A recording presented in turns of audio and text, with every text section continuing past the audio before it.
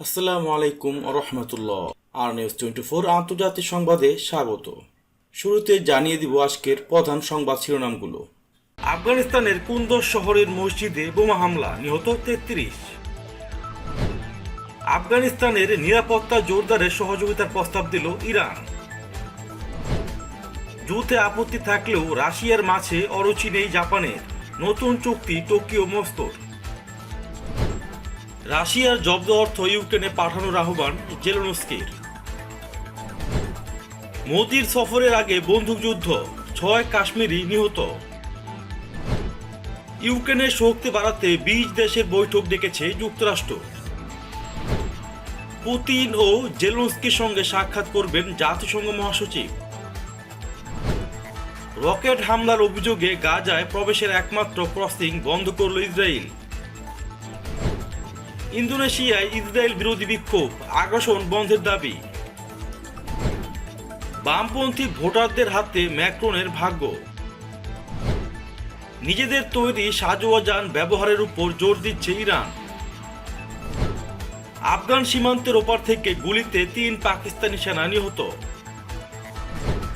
গাড়িতে গুলি, অক্ষত ইরানের বিপ্লবী রক্ষী বাহিনীর জেনারেল।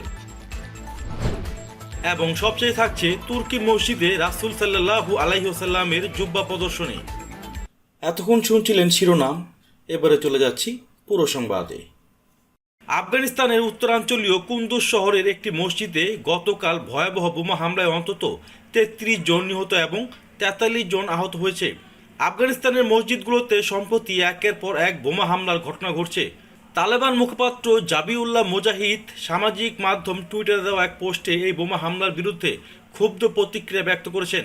কুন্দুজ শহরের ইমাম সাহিব এলাকার মসজিদে ভয়াবহ বিস্ফোরণের বিরুদ্ধে তিনি ক্ষোভ প্রকাশ করে বলেন, আমরা এই অপরাধযজ্ঞের নিন্দা জানাই এবং যারা হতাহত হয়েছেন তাদের প্রতি আমাদের গভীর সমবেদনা।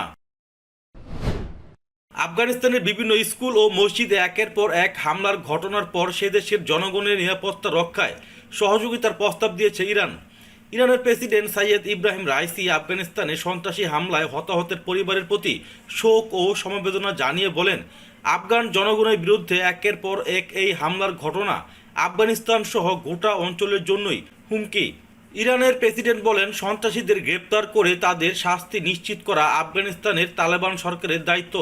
তবে তাকফিরি সন্ত্রাসী মোকাবেলায় ইরান নিজের সক্ষমতা কাজে লাগিয়ে দেশটির নিরাপত্তা জোরদারে সহযোগিতা করতে তেহরান প্রস্তুত রয়েছে। একই সঙ্গে কয়েকটি সন্ত্রাসী হামলায় আহতদের চিকিৎসা সেবা দিতেও তেহরান আগ্রহী। শুরু থেকেই ইউক্রেনে রাশিয়ার হামলার তীব্র নিন্দা করেছে জাপান। মিত্রদেশ আমেরিকার পাশে দাঁড়িয়ে মস্কোর উপর নিষেধাজ্ঞা জারি করেছে টোকিও। শুধু তাই নয়, জাপানের প্রধানমন্ত্রী ফুমিও কিশিদা পুতিন প্রশাসনের বিরুদ্ধে যুদ্ধ অপরাধের অভিযোগে মামলা চালানোর দাবিও জানিয়েছিলেন। তবে যুদ্ধে আপত্তি থাকলেও রাশিয়ার মাঝে জাপানের যে অরুচি নেই তা স্পষ্ট। এবার মৎস্য শিকার সংক্রান্ত একটি চুক্তি স্বাক্ষর করেছে দুই দেশ। রয়টার্সের সূত্রের খবর, স্যামন ও ট্রাউট মাছ শিকার নিয়ে রাশিয়া ও জাপানের মধ্যে একটি চুক্তি স্বাক্ষরিত হয়েছে। শনিবার জাপানের মৎস্য দপ্তর জানিয়েছে, রাশিয়ার নদীতে স্যামন ও ট্রাউট মাছ শিকারের বরাদ্দ নিয়ে দুদেশের মধ্যে চুক্তি হয়েছে। এর ফলে নিজের এক্সক্লুসিভ ইকোনমিক জোন তথা স্বতন্ত্র অর্থনৈতিক অঞ্চলে রাশিয়ায় জন্মানো 2050 টন স্যামন ও ট্রাউট মাছ শিকার করতে পারবেন জাপানি মৎস্যজীবীরা। এর জন্য রাশিয়াকে ফি বাবদ প্রায় 200 মিলিয়ন ইয়েন, 1.56 মিলিয়ন মার্কিন ডলার দেবে জাপান।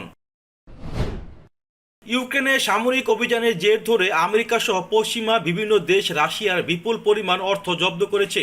ইউক্রেনের প্রেসিডেন্ট ভলোদিমির জেলেনস্কি এই অর্থ ইউক্রেনের পুনর্গঠনে সহায়তা হিসেবে পাঠানোর আহ্বান জানিয়েছেন। বাংলাদেশ সময় শুক্রবার যুক্তরাষ্ট্রের ওয়াশিংটনে অনুষ্ঠিত বিশ্বব্যাংকের একটি সম্মেলনে ভিডিও কনফারেন্সে যুক্ত হয়ে এমন আহ্বান জানান জেলেনস্কি। এই সম্মেলনে অংশ নিয়ে বিশ্বব্যাংকের প্রেসিডেন্ট ডেভিড ম্যালপাস জানান, রাশিয়ার সামরিক অভিযানে ইউক্রেনের ভবন ও বিভিন্ন স্থাপনা সহ মোট অবকাঠামোর ক্ষতির পরিমাণ প্রায় 6,000 কোটি ডলারে পৌঁছেছে। এদিকে ইউক্রেনের প্রেসিডেন্ট ভলোদিমির জেলেনস্কি সতর্ক করেছেন, ইউক্রেন দিয়ে রাশিয়ার আক্রমণ মাত্র শুরু এবং মস্কো এখন অন্য দেশ দখলের পরিকল্পনা করছে। ভারতের প্রধানমন্ত্রী নরেন্দ্র মোদীর আলোচিত সফরে দুদিন আগে শুক্রবার অধিকৃত জম্মু ও কাশ্মীরে পৃথক বন্দুকযুদ্ধে 6 কাশ্মীরি যুবক নিহত হয়েছেন। একই সময়ে ভারতীয় আধা সামরিক বাহিনীর একজন কর্মকর্তাও নিহত হন।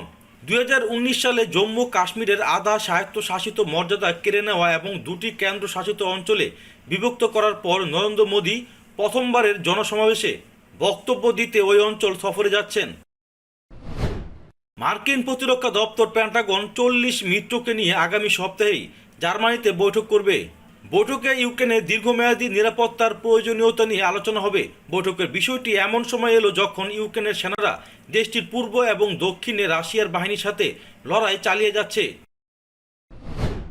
জাতিসংঘের মহাসচিব অ্যান্তোনিও গুতেরেস চলতি সপ্তাহে রাশিয়া ও ইউক্রেনের নেতাদের সঙ্গে সাক্ষাৎ করতে যথাক্রমে মস্কো ও কিয়েভ যাচ্ছেন।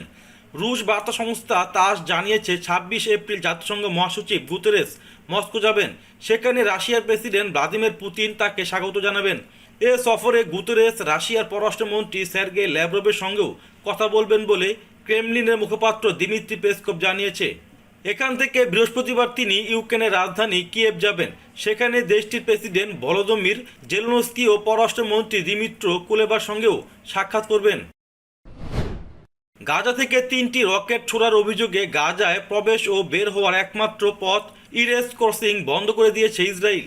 এটি একমাত্র ক্রসিং যার মাধ্যমে অবরুদ্ধ গাজার বাইরে যাওয়া আসা করতেন ফিলিস্তিনি শ্রমিকরা। এটি বন্ধ করে দেওয়ায় বিপাকে পড়তে হবে তাদেরকে। শুক্রবার গাজা থেকে 3 দফা রকেট হামলা চালানো হয়েছে বলে অভিযোগ করে ইসরায়েলি বাহিনী। শুক্রবার গভীর রাতে এমন অভিযোগের পর শনিবার সকাল থেকেই ক্রসিং বন্ধ করেছে ইসরায়েল। ইন্দোনেশিয়ায় হাজার হাজার মানুষ মুসলিম উম্মার প্রথম কেবলা ফিলিস্তিনের বায়তুল মোকাদ্দাসের প্রতি সমর্থন জানিয়ে এবং সেখানে সম্প্রতি ইসরায়েলি আগ্রাসন ও হামলার নিন্দা জানিয়ে রাজধানী জাকার্তায় মার্কিন দূতাবাসের সামনে বিক্ষোভ করেছে। বিক্ষোভকারীরা অবিলম্বে ফিলিস্তিনিদের উপর ইসরায়েলি বর্বরতা ও অপরাধযোগ্য বন্ধের দাবি জানিয়েছেন।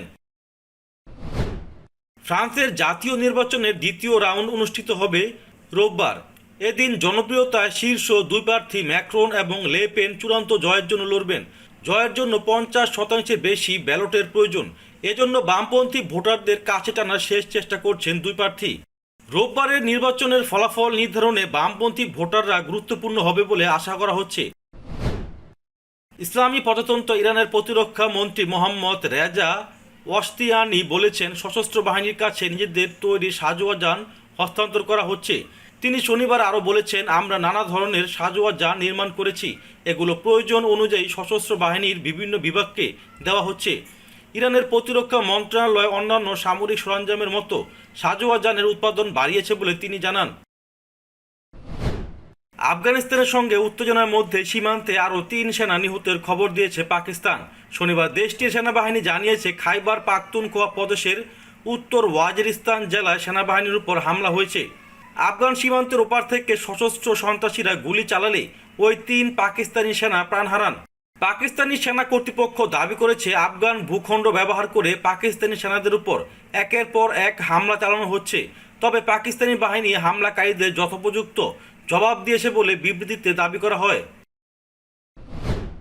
ইরানের বিপ্লবী রক্ষী বাহিনীর ঊর্ধ্বতন এক কমান্ডারকে বহন করা একটি গাড়িতে বন্দুকধারীদের গুলিতে তার এক দেহরক্ষী নিহত হয়েছে। শনিবার ইরানের অশান্ত দক্ষিণ পূর্বাঞ্চলে এই ঘটনা ঘটে বলে দেশটির রাষ্ট্রীয় গণমাধ্যমের বরাত দিয়ে জানিয়েছে বার্তা সংস্থা রয়টার্স। ইরানের সরকারি কর্মকর্তা সংস্থা ইরিনার প্রতিবেদনে সিস্তান বেলুচিস্তান প্রদেশের বিপ্লবী রক্ষী বাহিনীর কমান্ডার ব্রিগেডিয়ার জেনারেল হোসেন আল মাসি অক্ষত আছেন এবং হামলাকারীদের গ্রেপ্তার করার কথা জানানো হয়েছে। করোনা মহামারীর কারণে বছর দুয়েক বন্ধ থাকার পর রাসূল সাল্লাল্লাহু আলাইহি ওয়াসাল্লামের একটি জুব্বা মোবারক প্রদর্শন শুরু হয়েছে তুরস্কের একটি মসজিদে। আর তা নিজ চোখে দেখতে হাজার হাজার মানুষ সেখানে ভিড় জমাচ্ছে। প্রিয় নবী সাল্লাল্লাহু আলাইহি ওয়াসাল্লামের জুব্বা দেখে তারা আবেগ আপ্লুত হয়ে পড়েছেন। কারো কারো চোখ দিয়ে অঝরে পানি ঝরছিল। ডেইলি সাবার খবরে বলা হয়েছে, ইস্তাম্বুলের ফেইথ জেলায় হিরকাই শরীফ মসজিদে নবীজি সাল্লাল্লাহু আলাইহি ওয়াসাল্লামের পোশাক ফের সবার জন্য উন্মুক্ত করে দেওয়া হয়। গেল 1400 বছর ধরে এটি যত্ন সহকারে সংরক্ষণ করে রাখা হয়েছে। হজরত ওয়াইসকরণীর কোনো এক বংশধরের মাধ্যমে পোশাকটি তুরস্কের মসজিদে এসেছিল। ইয়েমেনের এই অধিবাসীকে রাসূল সাল্লাল্লাহু আলাইহি ওয়াসাল্লাম তার জুব্বা উপহার দিয়েছিলেন।